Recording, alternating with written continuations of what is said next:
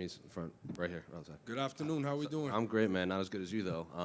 Congratulations on the victory. I guess, what are the emotions after this one? We kind of saw it kind of let out after that submission when you stood up. Man, incredible. You know, I just want to keep getting better and better every single time I step foot into the octagon. I made a promise and a commitment to myself a little over a year ago before I fought at the Garden. And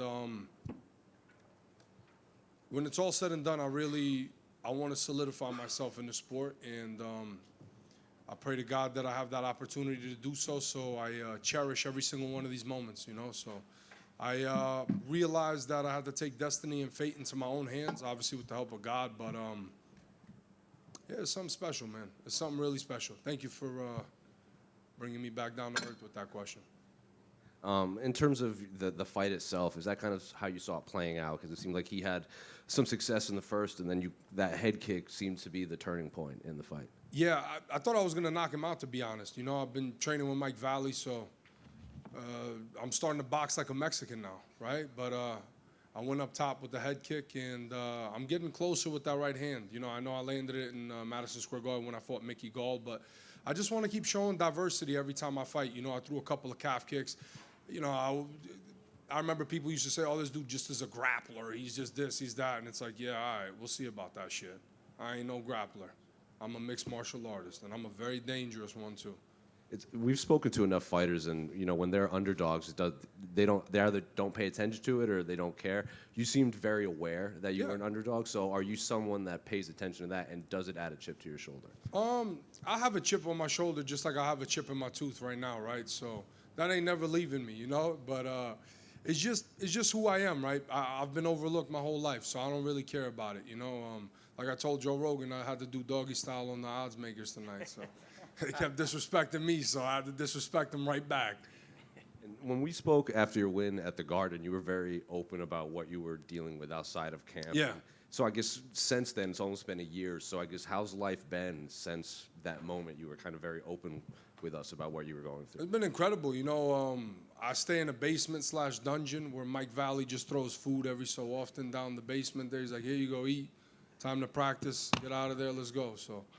It's been good. I can't complain, right? It's paying off, so I'll keep going back to that basement.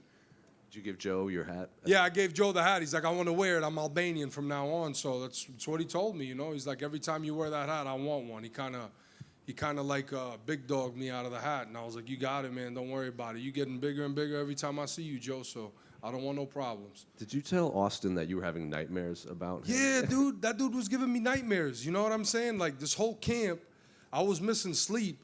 I was like, dude, like, this dude kept me on my toes, you know? Had to cross my T's and dot my I's because I was like, dude, this dude's gonna come with everything. He's gonna try to ground and pound me. He's gonna try to keep me against the fence.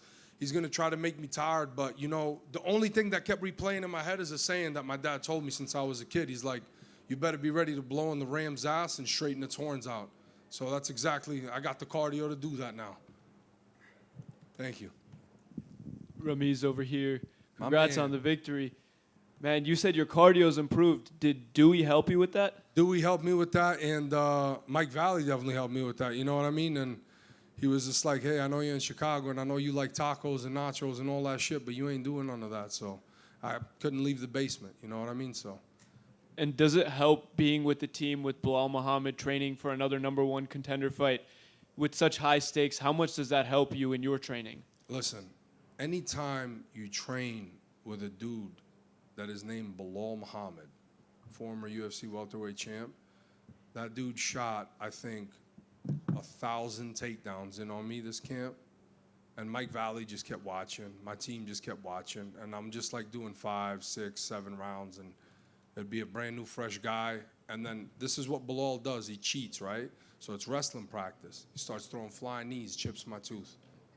But it's okay. You know why? Because Kevin Holland actually hit me up, and he said he's going to get me a grill from Johnny Dang. So you guys start tagging Kevin right now and tag him and Johnny Dang and tell him I want my grill when I go back to Texas. Congratulations. I'm going to fight with a grill from now on.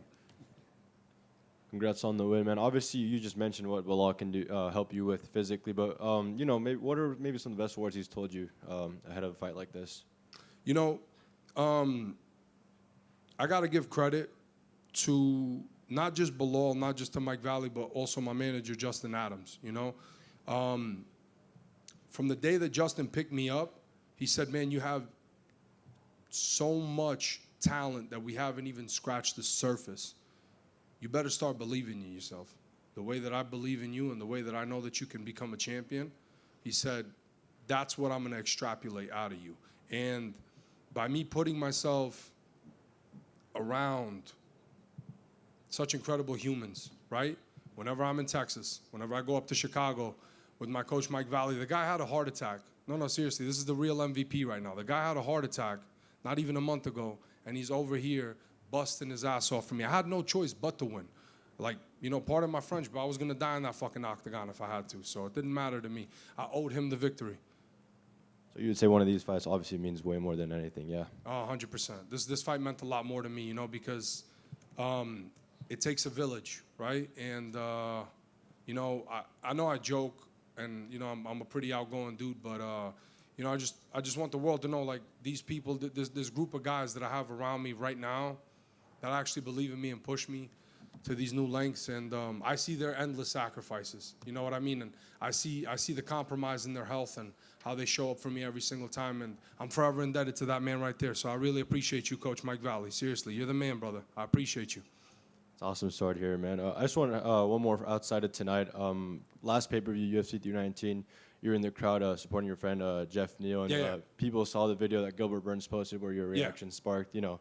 So what was that? You know, what was behind that? And you know, what'd you say to Jeff after that fight? No, I just told Jeff that I love him, and you know, me and Jeff, we've been teammates, and we've been in the training room for 10+ years. You know, I'm always gonna have a soft spot in my heart for Jeff. You know, I've put a lot of rounds with that dude. You know, and I know his dad. His dad served this country, and his dad's an exceptional human being. He always reaches out to me, and I hope Jeff always does good in life, man. You know, I never want to see anybody that I know that I've trained with, no matter what happens, I never want to see them get hurt, you know, and if Jeff gets this message, man, I hope he's all good, and I'm always going to have love for that dude, man, and I always hope he makes the most money, and he's always the happiest in life. He's a real good friend. Obviously, I mean, we heard you obviously say, you know, that his career was ruined there. I'm sure you see, obviously, first person, the things he's capable of doing. So did that hurt a bit more? It did hurt a lot more. Not just a bit more, but it hurt a lot more because we were in a very bad environment. But, you know, I let bygones be bygones, and I handled the business that I needed to handle. So it don't really matter to me, man, you know? Congratulations, man. Thank you, sir. I appreciate you. I feel like we've heard great one-liners from you telling us what your dad has said over the years and different other stuff. So I have to ask, what lesson was he teaching when you brought up blowing up the ram's ass to straighten the horns? What were you learning about at that moment? Well, at that moment, I mean, I've gotten several beatings from my father when I was a kid, right? From not holding the flashlight correctly whenever we were working on the car and all of that different stuff. But he told me, because I remember one day I was like 20 or 21, and I was like, Pop, I'm really tired right now. You know, I don't want to help you. We were getting ready to go from Ohio to Texas in a box truck. Well, I was driving the box truck. He was sitting his fancy behind in a nice Mercedes Benz driving all the way down to Texas. And I was like, Pop, I'm really tired. I don't want to drive the box truck. He's like, at your age, you should be able to blow in a ram's ass and straighten out its horns, not ask any other questions. So big shout out to my pops, man. That dude's a piece of work. He's a daisy. I love it. And just last one, there was a lot of respect shown between you and Austin afterwards. Yeah. Do you remember what you said to him? It looked like you were having a nice words with him after. Yeah, I told him I love him, and I told him, dude, you know, you gave me nightmares. Like, the dude legit gave me nightmares. You know what I mean? I think all of my opponents give me nightmares. But, man, I don't know, man. I was just, like, pretty fucking scared of this dude, this whole camp, because I had trained with his teammate Magomed Umalatov. And I remember there were a few occasions where Magomed was saying, he's like, you know, Austin's such a powerful puncher. He does everything with power and this and this. And I remember in that first round, I was like, all right, motherfucker, I want to feel this power. And I was like, you know, let's go. But shit, thank God that power didn't hurt me, you know? How would you rate that head kick? They replayed it in slow-mo, I haven't seen and it. they replayed it live. I haven't even seen it. It was nasty. I haven't seen my finish. I haven't seen none of that. But it was funny. Not that I would never listen to my coaches, to Coach Mike Valley, to Meech, to Justin. But one of the things that I like to do is whenever I'm grappling people, I like to put my hand in their nose and their mouth, and I start to pinch a little bit, right? I started to feel blood, and I wanted to put the blood back in his mouth and put it in his nose a little bit. I don't know if it's illegal, but if you ain't cheating, you ain't trying, so it's all good, right? I produced a violent finish. Yes, you did. Congrats on the win. Thank you, sir. Thank you, guys. Love you, Mom. See you soon. You guys think that might be a bonus or what? Maybe, maybe not. I hope the whole card goes to decision.